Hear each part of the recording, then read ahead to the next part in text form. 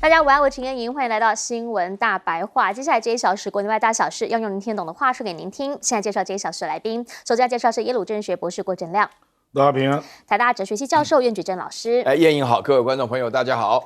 还有前张骞舰长黄镇辉。主持人、各位观众大家好。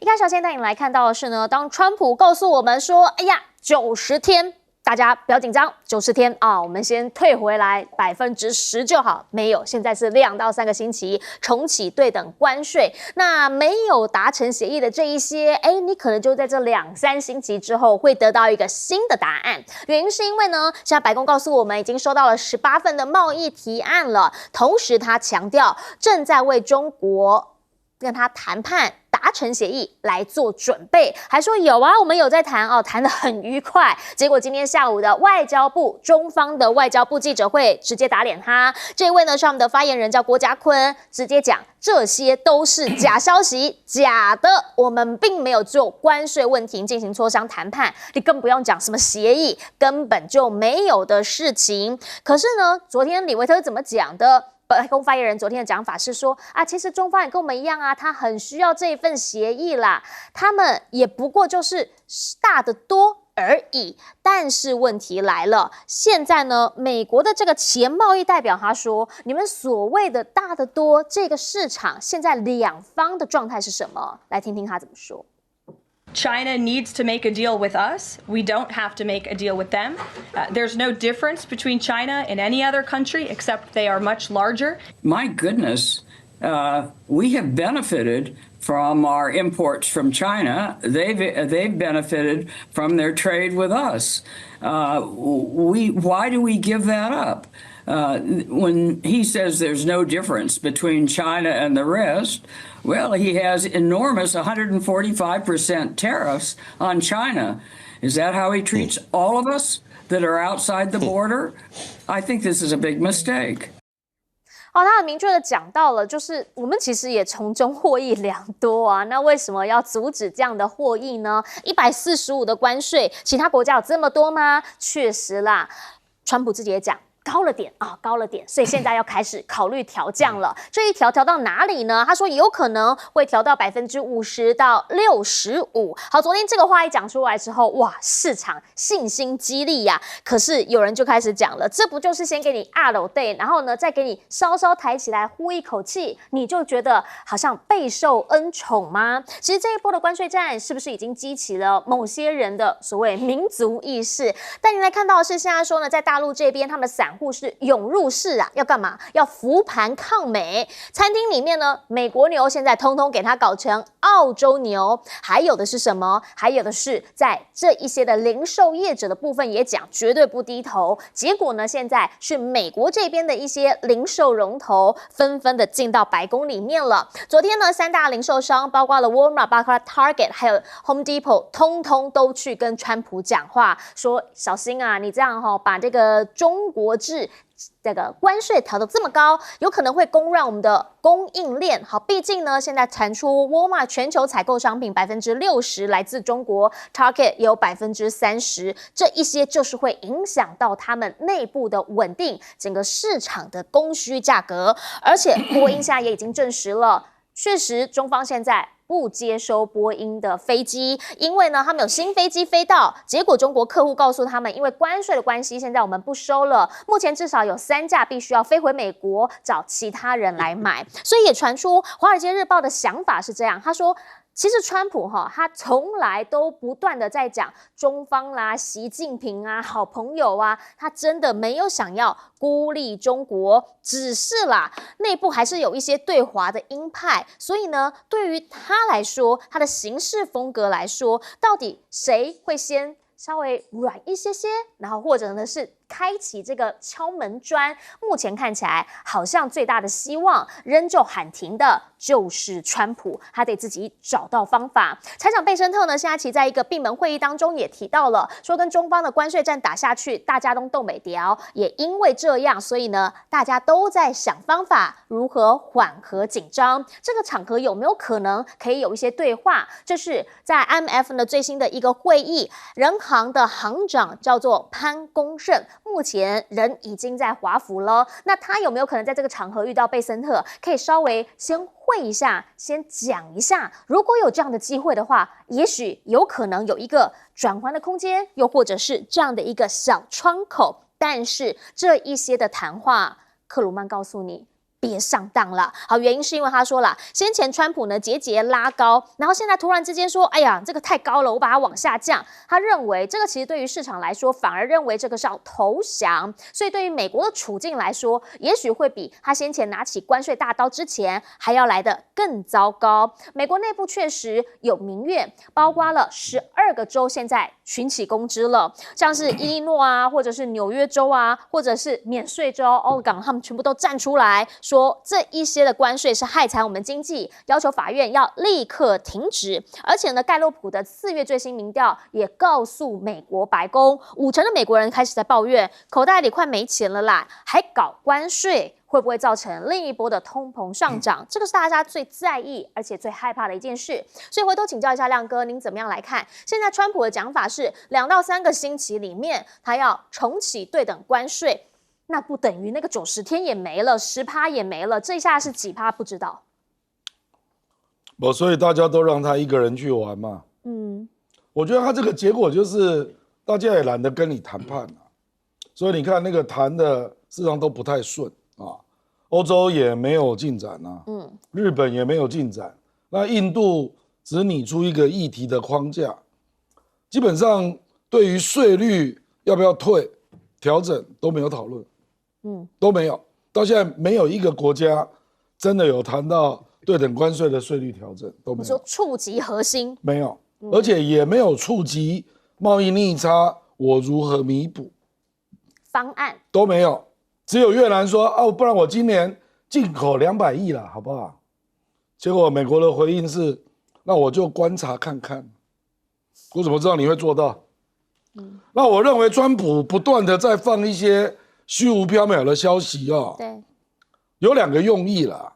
第一个就是他不要让人家觉得他已经被中国打倒了，所以他就不断的说我们还在谈哦，有进展哦。事实上根本没有进展。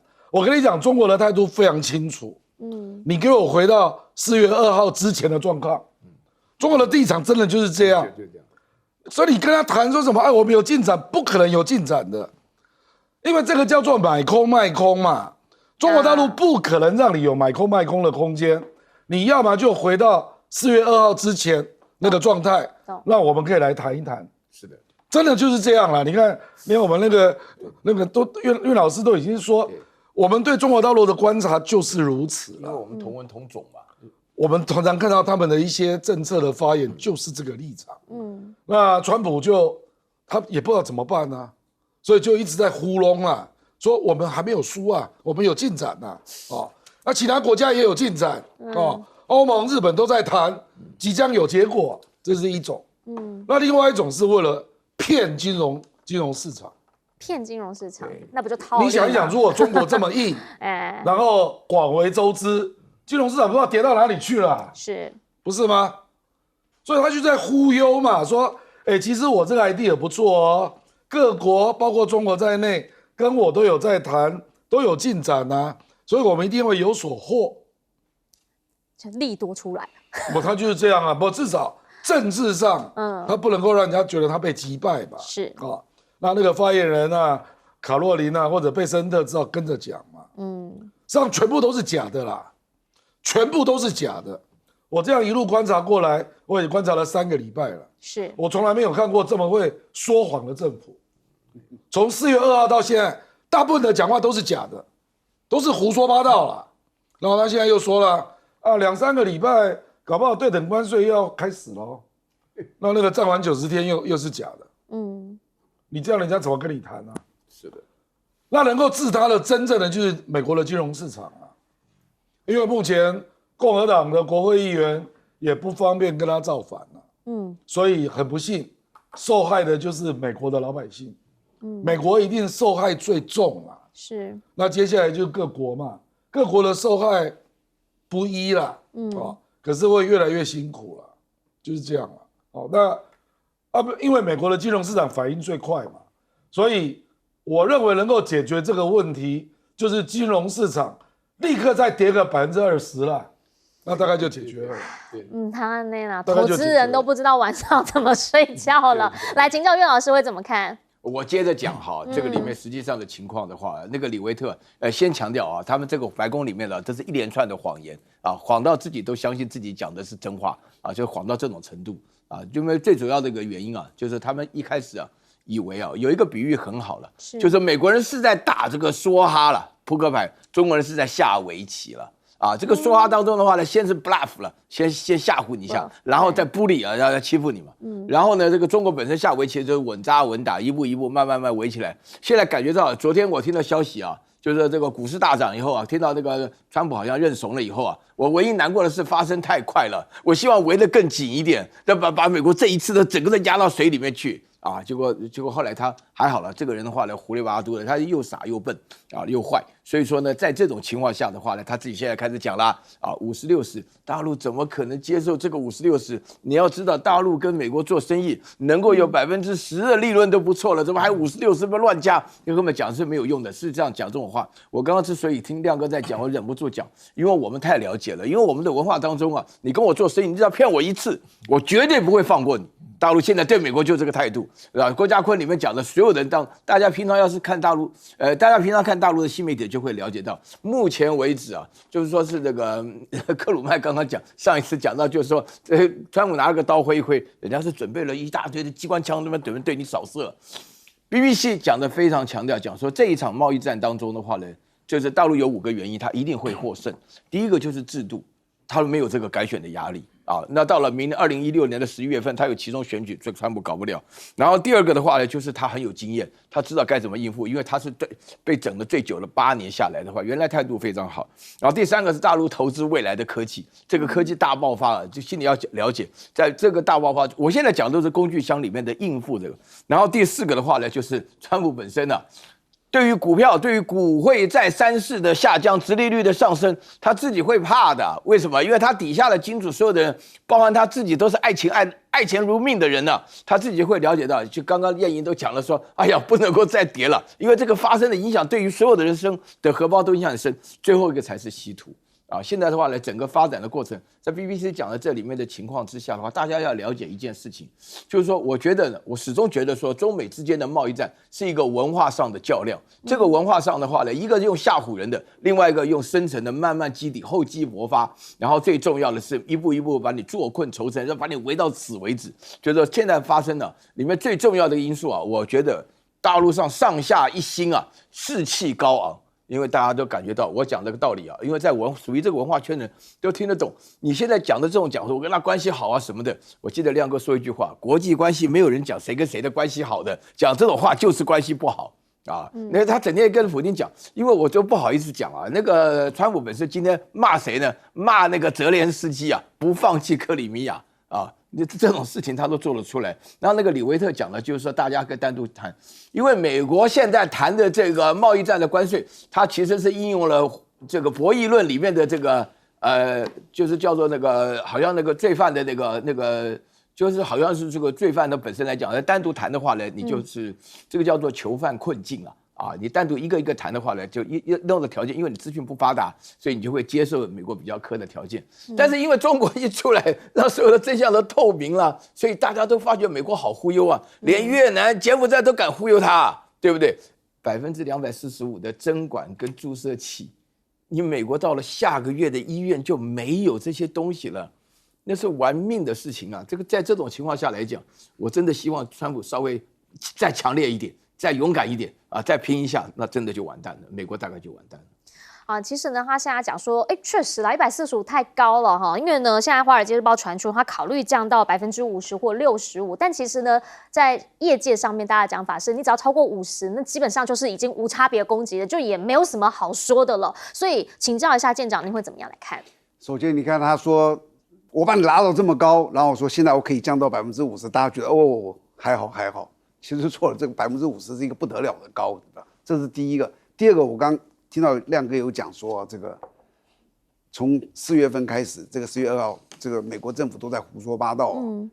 你说我们觉得他在胡说八道，但是2-3天前我听到他们一个官员讲说说我们这样子，他不是说胡说，他就是我们这样子改变来改变去哦，是我们谈判的手段的一种。我听到这个东西，我基本上我想就完蛋了。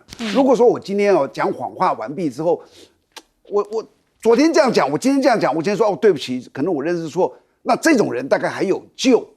但是我把这个我讲来改来改去，认为是我的优点，这种人基本上是没得救的，你知道？这是美国就他认为这是他的优点，你知道？他不认为他对不起你。然后还有一个就是，像目前我们是被骗了好几次啊，今天这样，明天那样，这种东西，我问大家，你要怎么样跟他去谈判？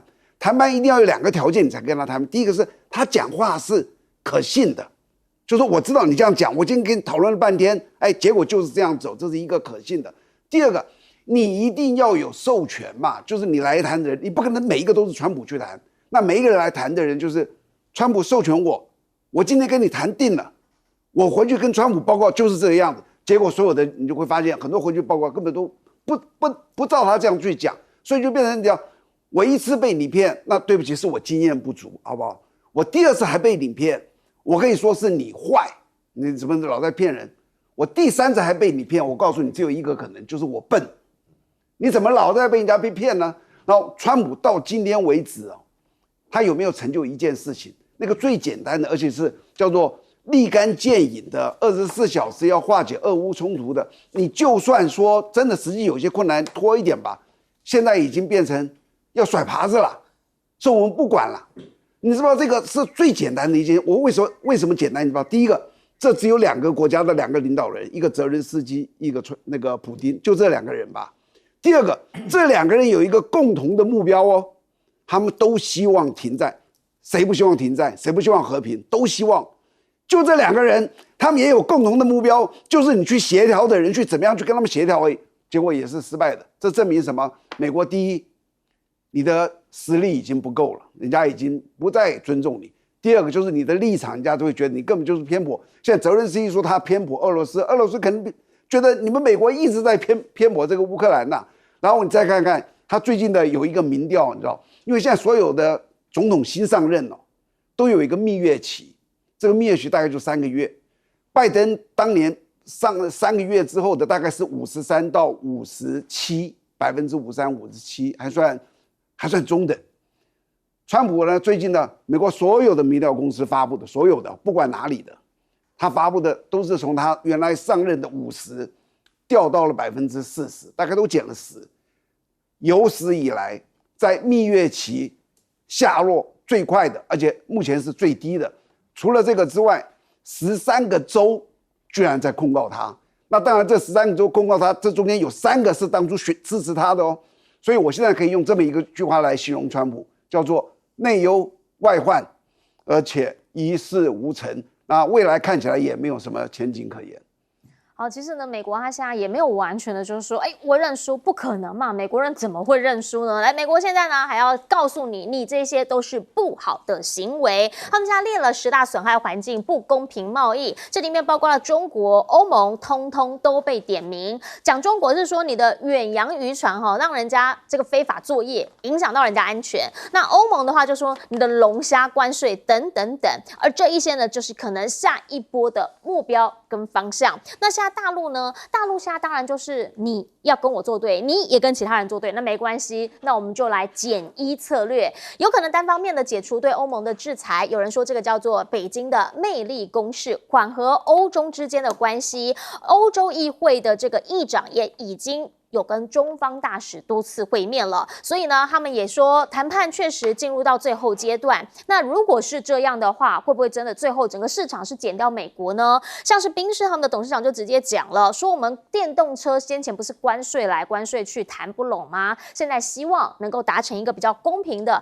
解决方案，重点双赢这2个字是现在大家想要的。好，包括了这个名车们的 CEO 呢 ，BMW CEO 呢，他也讲了，说新车型甚至还要加入 DeepSeek 的 AI 技术，那不就是所谓的中欧技术合作了吗？当中欧越来越紧的时候，大家就要问，那美国呢？美国现在呢，在欧洲这一边，美气说好像有被另类对待哈，原因是欧盟现在依数位市场法裁罚了苹果还有 Meta， 哇，一个罚185亿，一个罚74亿元。当然这里面呢都说它是市场的领先者，占主导地位，可是问题是呢，它有排挤其他人的问题，所以现在要给它处罚。那美国一听到之后，马上跳出来啦，说这个叫做经济勒索啦，甚至呢 Meta 也直接讲了，说是因为川普对于欧洲很生气，那欧盟就会反过来阻碍他们，而且是帮助中国。这个是 Meta 的首席全球事务官他的一个逻辑。只是真的是这样吗？因为其实呢，美国是主动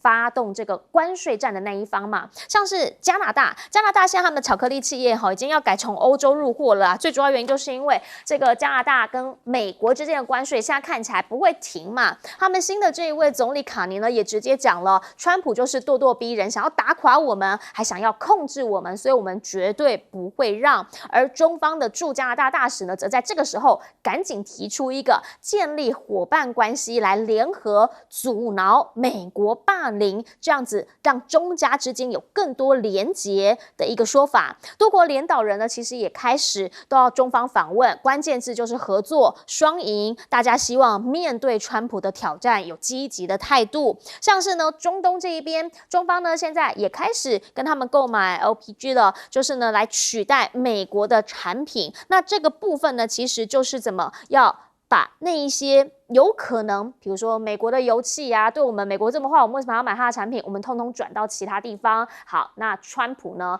川普他现在第一次的出访，除了教宗的丧礼之外，就是去中东了，去沙烏地阿拉伯、去卡达、去阿联酋。那这3个国家，当然长远来看，好像都是先前跟他们合作的一个类盟友关系。但现在呢，会不会在这一波的关税之后发生变化？请教一下亮哥，您会怎么样来看？美国现在呢，其实又有新招出来了，这个是要10大损害环境不公平贸易，一个一个给他点名。不啦，他这个搞到最后就是大家都不知道他的规则是什么嘛，所以大家就是大家遵守 WTO 的，大家就一起合作嘛。所以搞到最后就是全球减1啦，就减美国嘛。不，因为只有你不愿意遵守 WTO 嘛。没有国家不遵守啊。那我们愿意用 WTO 机制解决问题嘛。比如说印度最近不是对中国的钢铁要课税吗？对，那课12%，对不对？对，那个就用 WTO 机制解决，是，所以这个就不会上升为矛盾嘛。因为有个规则嘛。对，那你美国不是嘛？你美国变成每一件事突然冒出来，那背后的逻辑是什么？比如说日本就非常不服气嘛，为什么你征我汽车25%？这是根据什么？我汽车进口税是0那新加坡也很不服气啊，新加坡是零关税的国家啊，你为什么扣我10%呢？我觉得美国就问题在卡在这里嘛。对，那只是这些国家没有中国那么大，没有那么大的底气跟他硬杠中国就直接硬杠啊，你给我退到4月2号之前，那这些国家不敢讲嘛，那大概10%就吞了嘛。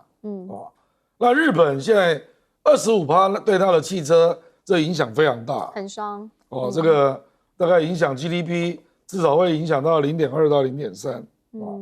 那日本人其实是蛮生气的，可是呢没办法，所以呢现在他们也在讨论说那要不要放点美国稻米进来这样可是日本人是不会吃美国稻米的，也不会看美国。所以结果那个日本的亲美派只好说不然我们进口美国的稻米来喂猪了，好不好？我真的是这样，真的是这样，真的是这样，因为日本人不可能吃美国米啦。那他就说，可是因为他的关税700嘛，这一点美国抗议有理啦。可是日本因为他人口老化，吃米也没有像以前那么多，所以他是100%自给。所以日本就说，那稻米就让一下吧。那进去之后，美国又会说，怎么都卖不动，美国还要你保证销量，你知道吧？日本人不喜欢吃美国米，这样也不行美国车要进来日本卖不动，然后美国就说：“你要保证销量啊。”这个叫谈判吗？你的东西我的民众不喜欢啊。而且以前很多人就早就跟美国讲了啊，说：“你起码也把那个驾驶座改到右边吧。”美国人连这个都不愿意。你这么骄傲，你凭什么叫人家开你的车啊？而且日本人的车也做得不错啊，他是零关税他直接让你进来跟他竞争就卖不动啊，那你这样怪人家什么？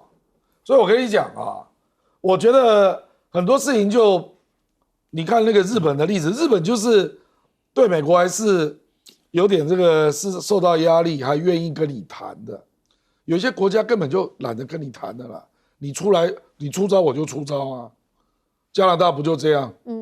搞不好卡尼还因为这样当选呢，就是搞那个爱国主义有票的啊。对，那欧洲接下来也是啊。事实上日本还是没有反制呢，是愿意跟你谈的呢。像欧洲人、加拿大人哪管你这个啊？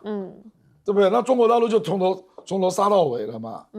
那这个就是在比定力。可是我跟你讲，我们说跟美国那个是一块，另外就是都被美国无厘头的攻击，这些国家怎么办？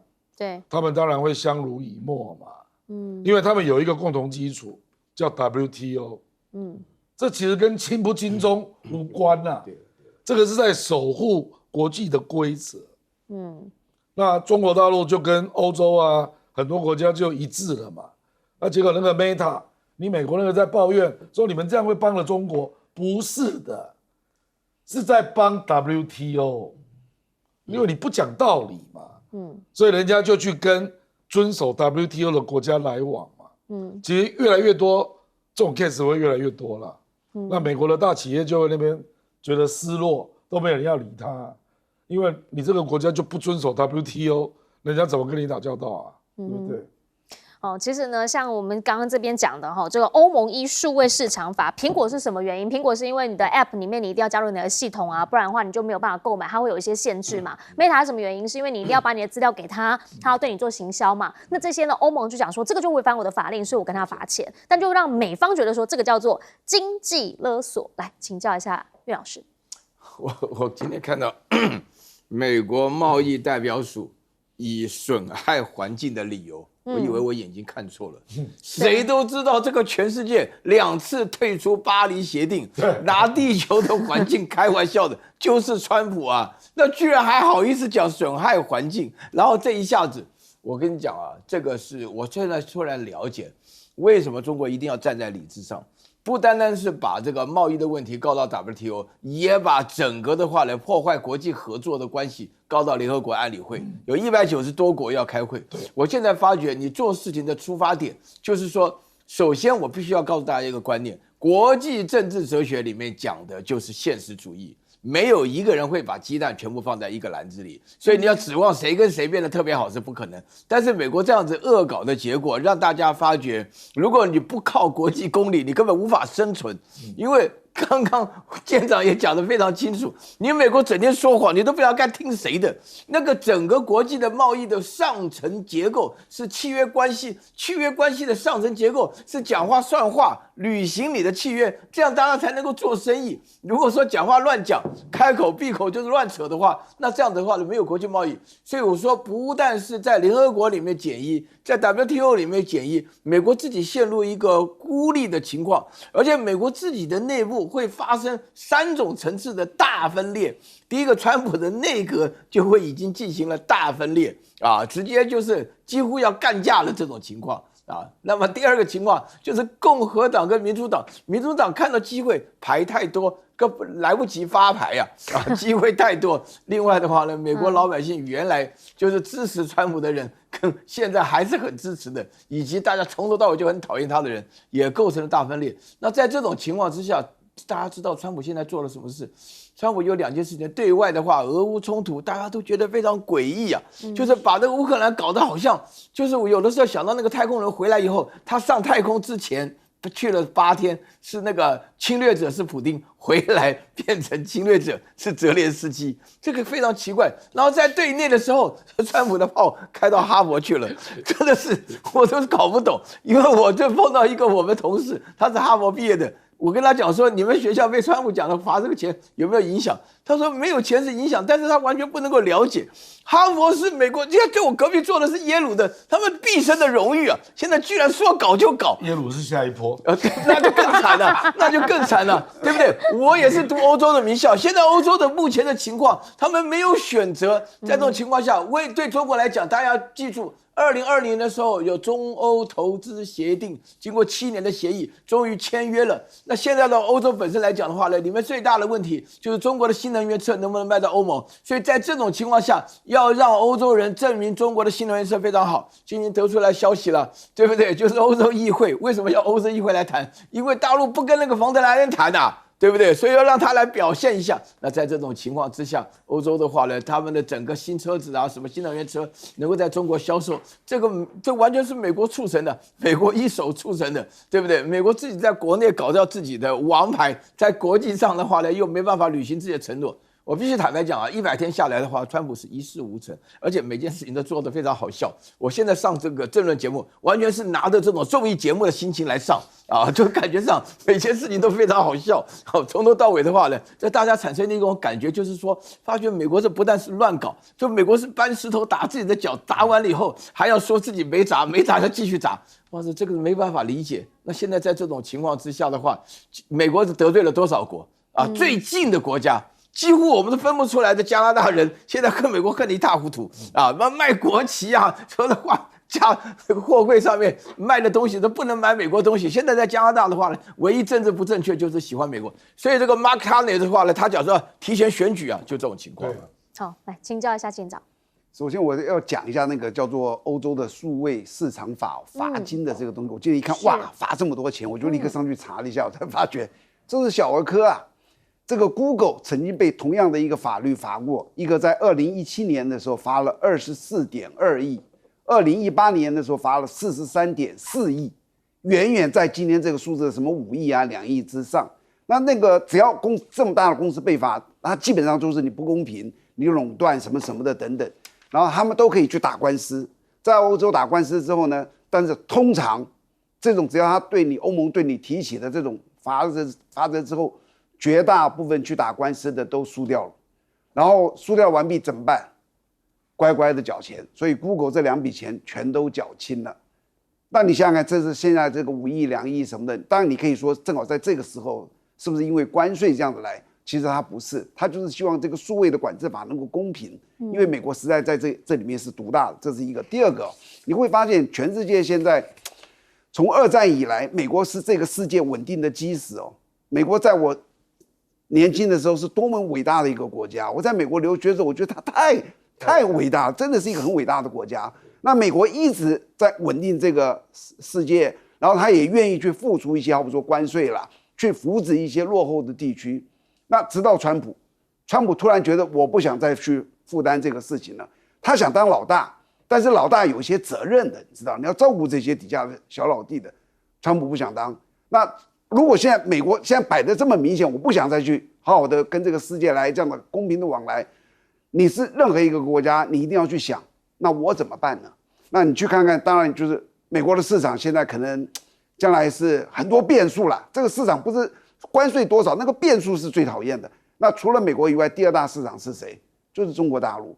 那第3呢，就已经差得很远了。像 GDP 的话，中国大概是第3的德国或是日本的4倍左右，没得比。对啊，所以当大家所有的在想说，那我当然要把这个目标摆在中国大陆，而且你既然想摆在中国大陆，一定叫做先到先赢嘛，赶快去，是不是我们有什么都可以合作的？是不是你能买我一些什么东西？因为买的这个量，好比说牛肉，中国大陆每年就吃那么多牛肉，我这个纽西兰先跑去先给你卖了一个30%的牛肉，是不是我就赢了呢？后跑去了可能就没有办法卖，所以先到先赢，这个整个世界都在期望说能够跟他们这样的尽量的接近，然后当然有时候你在想说，像中国大陆想要去免除这个关税战，想要再恢复到往日，就是说几乎是照往日那样的话，几乎不太可能。但我今天看了一个东西，我又觉得说，其实我蛮安心的。中国大陆有一个叫做制鞋子的，它主要在代工，它一年大概生产800万。那他遇到这个问题，他怎么样去解决呢？他说了好几个方法，然后我才发现这东西最好的一个方法就是，他们以前代工，他现在要做自己的品牌。他说，只要我做出自己的品牌，我就不怕这个关税，因为我可以以我的品牌在内销，好比说东南亚。所以我觉得这个反而是一个机会，这个商人会为自己找出路，他可能会找到另外一条活路。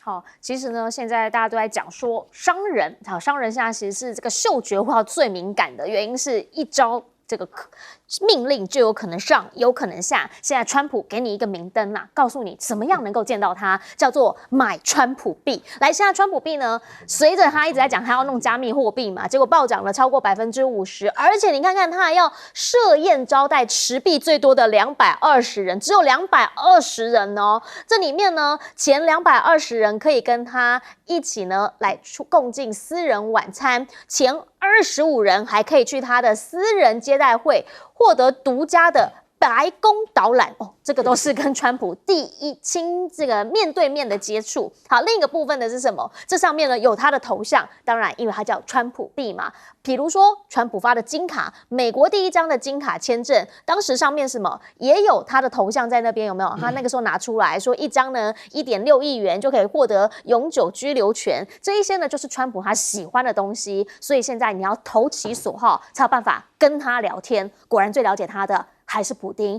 普丁怎么跟他谈的？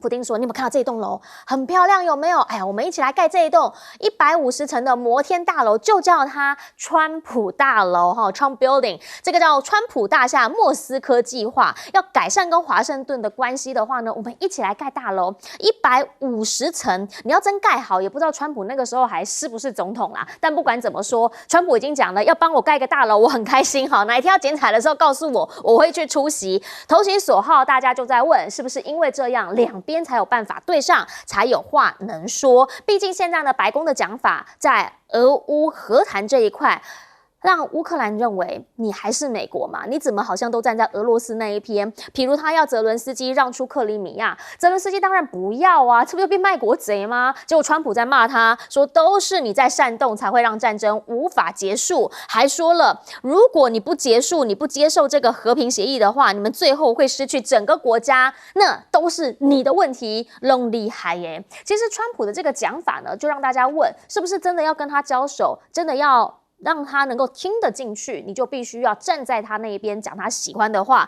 像是当时马斯克他最喜欢戴的这一个帽子叫什么？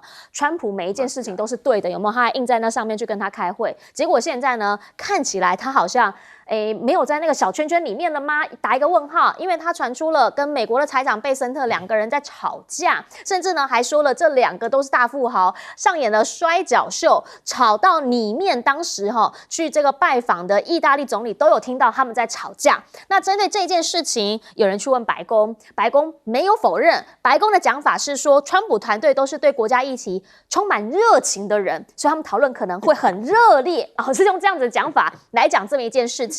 但马斯克现在内部为什么会一直被人家质疑他到底还不是在圈内？因为呢，他其实一直反对关税议题，所以呢，传出他在内部特斯拉开会的时候，他讲了是沉默10秒之后，然后说，我也只能从旁建议川普降低关税，我最多也只能这么做。毕竟他自己的公司现在明确的就是被夹在美中之间嘛，而且呢，稀土被管控之后，他的人形机器人现在也受到影响啊，也会做机器人，你也是要用到这一些稀土的原料，所以大陆确实会影响到他的事业以及他的这一些磁铁的运作的许可，这些其实都是美中之间的合作。他就说了，我也只能这样跟川普来对话了。中方其实现在呢做的是比较直接一点点了，你要长臂管辖，我也会，所以呢，他要求从我这边拿到的这个寒气稀土，你不能够出口给美国，而且呢，如果被发现的话，那我们也会直接的回应。另一个部分是说，五角大厦这边有一个最新的报告出来了，超过78%的美军武器其实是仰赖中方的材料，美国海军呢只有超过91%，里面呢至少含有一种中国所禁的稀土。换句话说，这一次你所禁的稀土确实是他们包括了 F-16啦、F-35他们在制作的时候，还有飞弹在制作的时候都需要的。那如果是在这样子的一个问题上的话，美国五角大厦最近忙什么？有人媒体这样讲。在忙建化妆室啦，哈，原因是因为他们的房长虽然说目前不知道说 Hexas 还可以做多久，但是呢，他在五角大厦休息室改了一个化妆室，耗资数千美元。他说已经是用最简单的方式、最低的成本，毕竟大家形象很重要嘛。但是到底他还能做多久？传出已经在物色新的人选了，主要就是泄密案的问题，现在都在查，内部呢对他也有很多领导的质疑，所以就想要请教一下亮哥，从这个军事上面，然后到科技到财务上面，其实很多人呢对于川普他现在到底还稳不稳会存在一个质疑点，但川普他自己是觉得他很稳啊，毕竟他又再一次，这个其实就是每一次他喜欢用的手法，那个物以稀为贵，220人、25人来跟我吃饭。这个川普大楼的俄罗斯计划，2015年川普就试过了，那后来结果被调查嘛，就停了。对，因为他2016就当选了嘛。那现在是普京要盖了，要把那栋楼取为盖完川普大楼。对，那川普当然听得很高兴啦，可是不是川普去盖了，不是啦。对啦，普京他帮他对，盖嘛，是俄罗斯帮他盖了，但是要那川普大取他的名楼嘛字啦。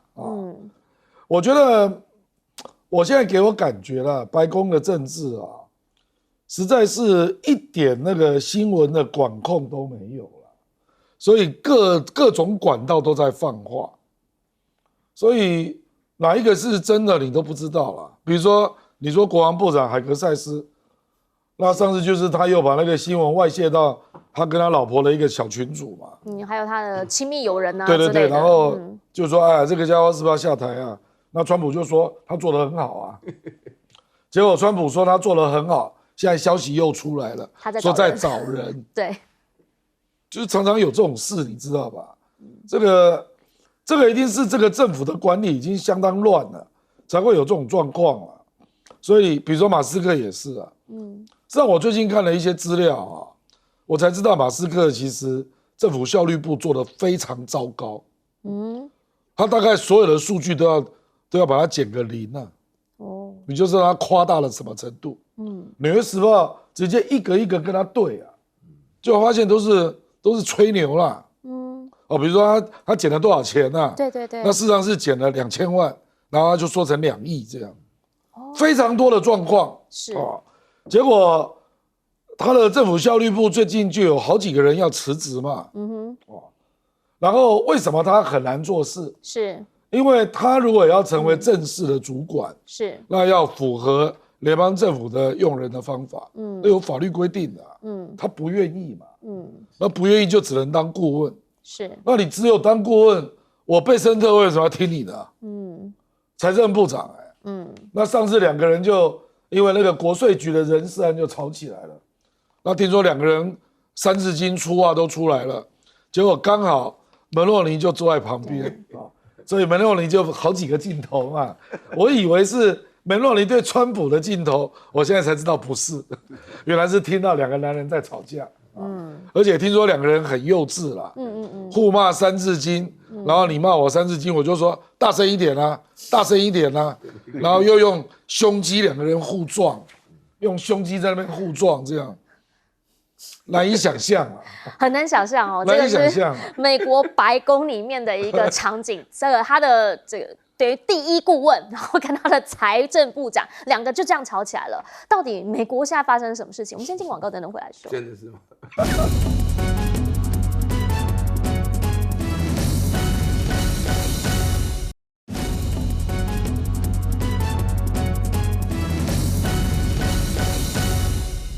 好，我们刚刚讲到马斯克，他当时呢进到白宫里面当顾问的时候，他那顶帽子上面写什么？写说川普每件事都是对的，大家就会想说，他真的很懂川普。但现在好像有点 outside of the circle。来请教一下苑老师。我跟你讲啊，这个川普啊，他本身啊，他最大的弱点就是爱听好话了。人家拍马屁的人呢，从来没有一个领袖啊，这马屁这么容易拍的啊！你看，那从李维特开始到马斯克啊，他们每一个人都在讲哇，最恶心的就是那个海格塞斯啊，讲到川普哇不得了，好像天纵英才啊，这个美国喜获贤君的这种感觉啊。美国真的是说句良心话了，美国真的选出一个又笨又坏的人啊！这个讲这个话当中的话，我自己都觉得有点蛮难过的，因为刚刚舰长也提到了嘛，我们以前年轻的时候都觉得美国是个何等伟大的国家。我这边要强调啊，就是美国本身啊，谁要花500万去搞那个什么这个金卡啊，这个简直是有点莫名其妙。因为我们大家都知道啊，你再花5万块就可以生个小孩子，就是美国公民了，对不对？那怎么会变成100倍以后这个情况？另外，我觉得川普币啊，说涨50%，前面220个人要邀请参观白宫，我都很怀疑。我为什么会怀疑？因为实际上来讲的话，这个统统面对一个说谎的人讲任何事情，我都很怀疑。那么另外的话呢，我们自己大家要了解，因为川普本身呢，就是面对这个普丁啊，普丁在耍他，根本就耍他啊！你现在大家打开新闻一看的时候，都觉得非常诡异啊，完全没有办法理解啊。是，现在居然就是在川普的眼光当中的话呢，你乌克兰不是侵略者，你要停止侵略。然后呢，克里米亚什么的啊，现在普丁本身呢，从头到尾，人家大楼取名，过2天去盖完以后，你不当总统，你再换个名字吧，那就是行了，根本就没有，就是在这个就是在耍他。所以我刚刚在强调啊，这个 Jeffrey Sachs 他里面讲啊，就是说美国人都在玩那个扑克牌，俄罗斯在玩西洋棋，中国在玩围棋啊，所以大家一下子就比较的高下立判啊。我必须要强调一件事情。说良心话，真的是天佑中华啊！现在我们的太极推背图丢掉了，应该捡回来看一看。中国的命运怎么变得这么好啊？你要花多少钱？你要费多少心力？你要等到多久？美国才选出这么一个玩意儿来，在内阁当中，贝森特跟马斯克用胸顶来顶去，这个你想到那个画面，你就会觉得这好像是打泰拳还是什么玩意儿？这简直是荒唐到极点呢！这些大人物，他们2个都是亿万富翁啊，对不对？你亿万富翁，你顶什么东西呢？你一顶坏了还得了啊？出现这种结果。好，我们先进广告哈，等等回来请舰长帮我们总结。我马上。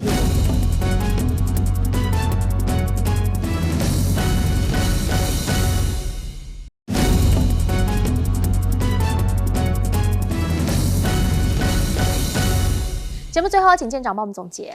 我们刚刚都提到说，他们2个的内阁在这里撞来撞去，我们觉得很可笑。其实你了解川普的用人，就会觉得这几乎都可以是预料到的。川普用人非常奇怪，他很喜欢用大商人，就是很有钱的人这样进来。他第一次这个当选总统的时候，他的内阁号称是美国有史以来最有钱的内阁。这一次第2次他变本加厉。好比说他这一次所任用的人里面，那马斯克你根本不必讲，他4000多亿美金的。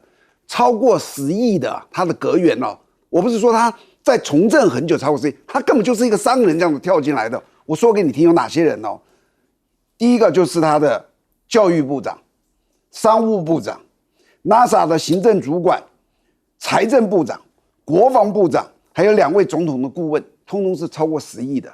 然后这一次不是协调俄乌战争的那个特使，中东特使吗？他也是一个标准的商人，他是一个做这个那个叫什么房地产的，